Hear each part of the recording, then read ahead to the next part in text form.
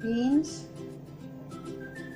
green pepper, garlic, salt,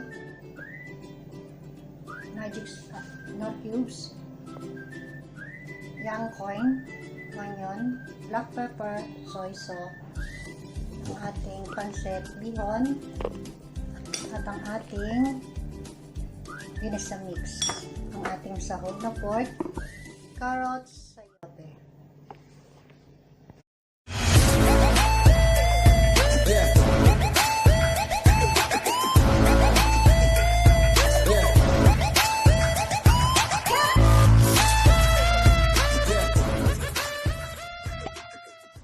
Mga pangyaw, good evening sa inyong lahat. So ayan, pawis tayo dahil kararating lang natin, namili tayo ng lulutuin natin na pancit bihon. So magluluto ako ng pancit bihon for today. So ayun na nga mga pangyaw, yung ating recipe for today is ang pancit bihon. So ayan ang ating bihon. So siyempre hindi mawawala ang toyo. Ayan. Ang ating black pepper. At ang ating ginisa mix, at ang ating onion, of course salt, at ang ating nor cubes, at ang hindi mawawala si garlic, ang ating garlic, at meron din po tayo ditong young corn. Ayan ang ating young corn, at ang ating green pepper,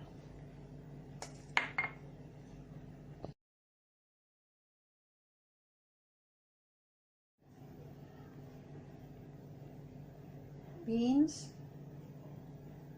green pepper, garlic, salt, magic nor cubes, young corn, onion, black pepper, soy sauce, ang ating pancit bihon, at ang ating ginisa mix, ang ating sahog na pork, carrots, sayote. Ingredients, syempre ang ating pork, at ang ating Baguio beans, at ang ating cabbage, ang repolyo, at meron din po tayong carrots, at ang ating sayote. So ayan po ang ating mga ingredients for pancit bihon. So wala po akong kinchay, so hindi na lang natin ilalagay. So ang ginagawa ko po sa ating pork ay ito po yung ating pork. So kini-crispy ko po muna to, binoboil ko muna po siya. So panoorin niyo po ako paano ako mag-boil ng ating pork. Pangyaw na tayo. Continuous na po natin ang ating pancit ingredients, pancit bihon ingredients. Syempre ang ating pork, at ang ating Baguio beans, at ang ating cabbage, ang repolyo, at meron din po tayong carrots, at ang ating sayote. So ayan po ang ating mga ingredients for pancit bihon. So wala po akong kinchay, so hindi na lang natin ilalagay. So ang ginagawa ko po sa ating pork ay ito po yung ating pork. So kini-crispy ko po muna to, binoboil ko muna po siya. So panoorin niyo po ako paano ako mag-boil ng ating pork.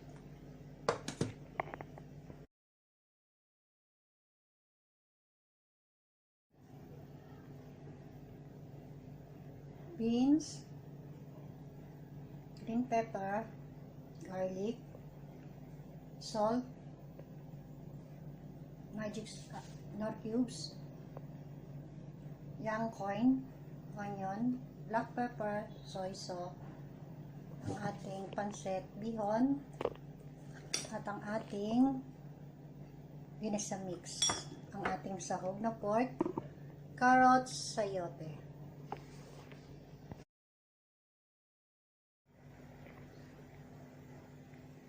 So yun nga, sabi ko po nga sa inyo, ang ating pork ipakukuluan natin.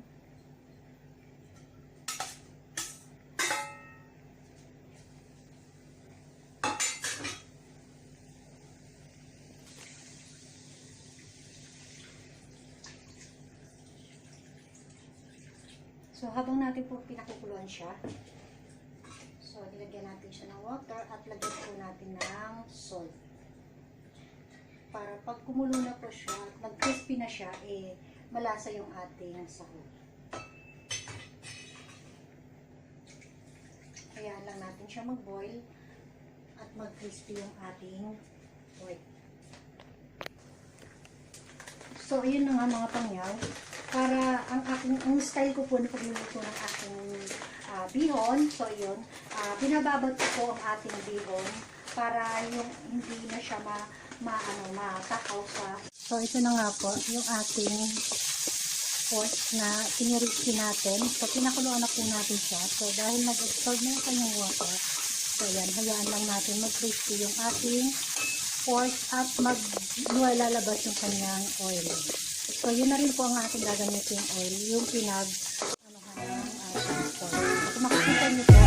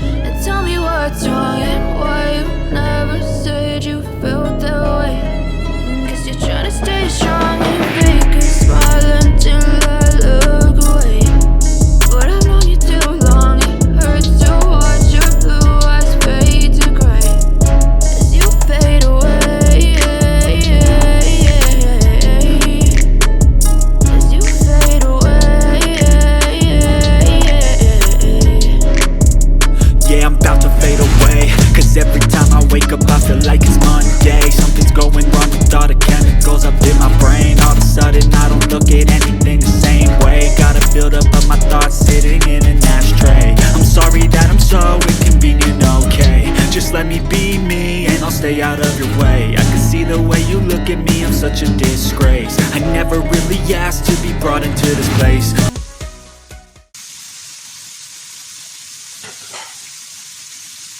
So, half cook lang sila mga pangyaw para hindi masyadong malamig yung ating vegetable. So, isasabay na natin yung ating pork na kiniriski. So, makikita nyo, nasa set aside lang siya.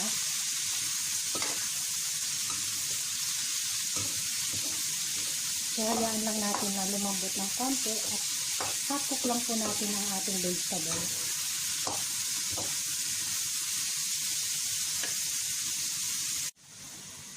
So, i-add na rin po natin si young corn.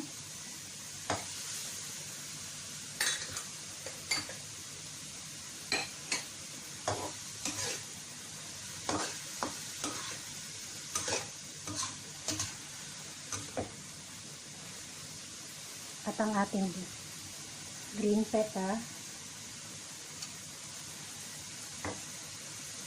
Para sabay-sabay na silang maluto.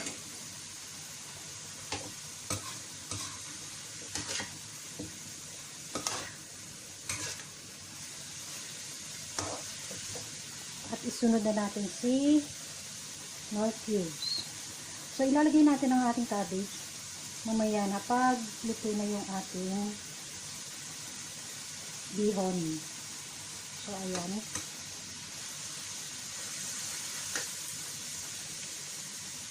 Ayun na nga, luto na yung ating cabbage, ang ating vegetable. So, ilagay na natin si cabbage, si repolyo. At gagawa na po tayo ng ating sauce para sa ating bihon.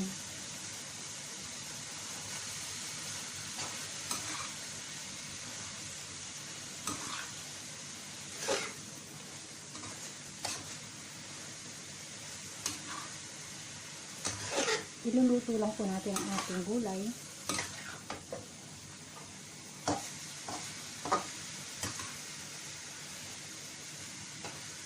Kung makikita nyo, wala siyang masyadong sabaw or sauce. Gawa ng ilalagay, i-separate po natin yung ating soup na gagawin natin para sa ating gulay. So, ganyan po ang aking procedure, ang aking style kung paano ko pagluto ang aking bihon gisado.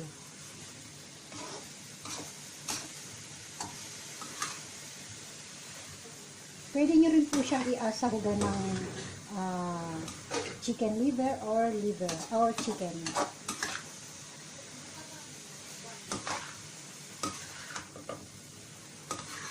So, yun ang ating vegetable. Half cook lang.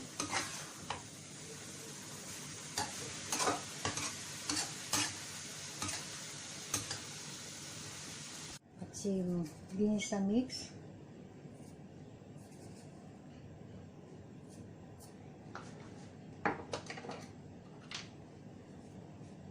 So, yun naman po, okay na yung ating sauce para mix na natin yung ating bihon.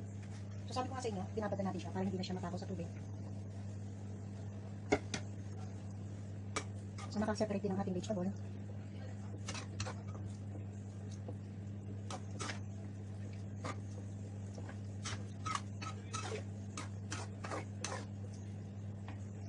So, makikita niyo yung ating sabaw na ilagay marami pero absorb yun ang ating bihon.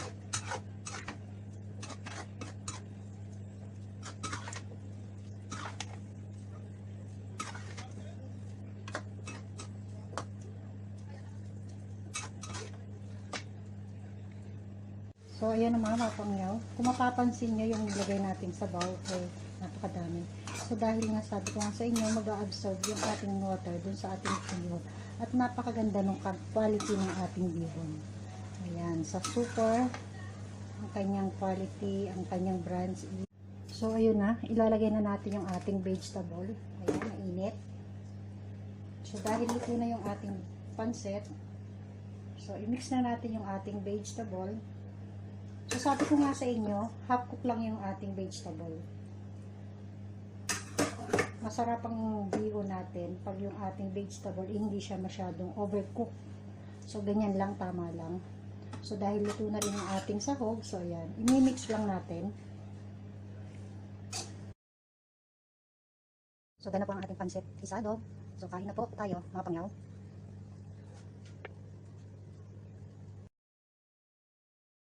Sa mga bago po sa akin, sa aking channel, ayan, don't forget to subscribe at pakiclick nyo na rin po ang aking notification para updated kayo sa aking mga huling at sa aking mga lutuin every time na meron tayong new recipe. Ayan, maraming pong salamat sa panonood nyo sa aking mga video.